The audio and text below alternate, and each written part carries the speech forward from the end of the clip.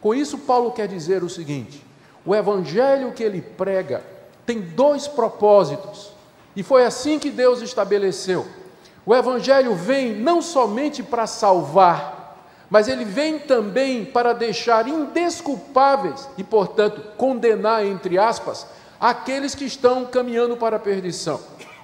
Ou seja, o que Paulo vai dizer é que se o evangelho tem esses dois propósitos: primeiro, converter; segundo, endurecer aqueles que já vivem em incredulidade, segue-se que eu não posso medir o sucesso do meu ministério pelo número de gente convertida, porque não é só esse o propósito da pregação do evangelho.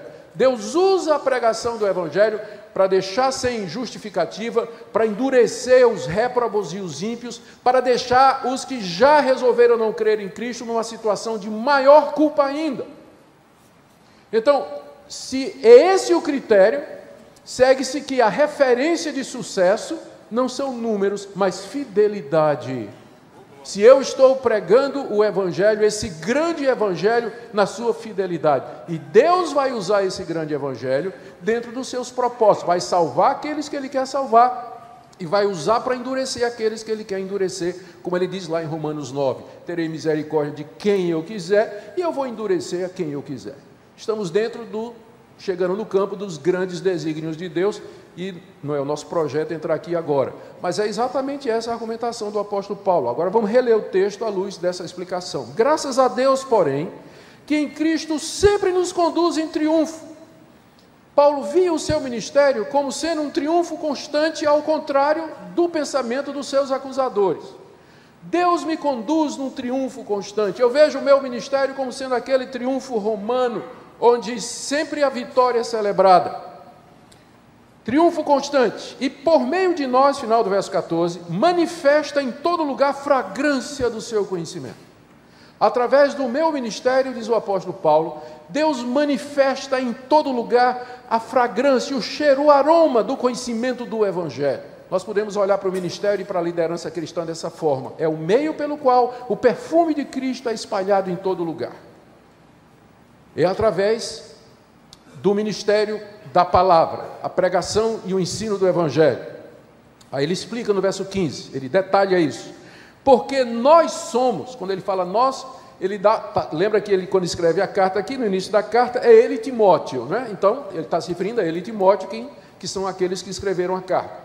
Então, nós somos, e ao dizer que é ele e Timóteo, está falando dos líderes, dos pastores, né? da liderança, dos ministros do evangelho. É claro, a aplicação também é geral, para os crentes em geral, mas primariamente para a liderança, porque nós, pregadores, ministros do evangelho, somos para com Deus o bom perfume de Cristo.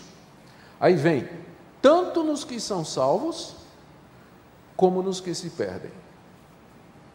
Tanto nos que são salvos, como nos que se perdem, eu sou o bom aroma de Cristo. Portanto, o meu ministério é um triunfo constante. Você não pode julgar, você não pode medir o sucesso de um ministério por números. Números não dizem tudo. Mas o critério que a Bíblia apresenta é o critério da fidelidade, porque aí, logo depois, ele continua no verso 16. Para com estes que se perdem, o evangelho é cheiro de morte para morte, e é isso mesmo.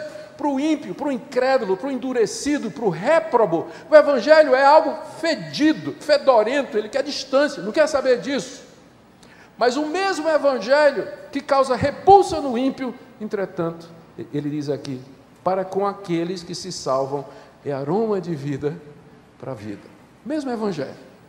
O mesmo sol que derrete a cera é o mesmo sol que endurece o barro.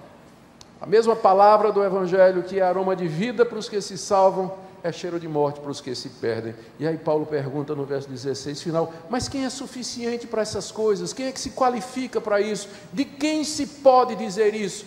E ele responde no verso seguinte, apresentando o seu exemplo, eu não estou como tantos outros mercadejando a palavra de Deus. Ou seja, eu tenho sido fiel na entrega da palavra de Deus, eu não estou mercadejando. Quando ele diz, eu não estou como tantos outros, é uma indireta para os seus acusadores, não é? Eu não estou como tantos outros mercadejando a palavra de Deus.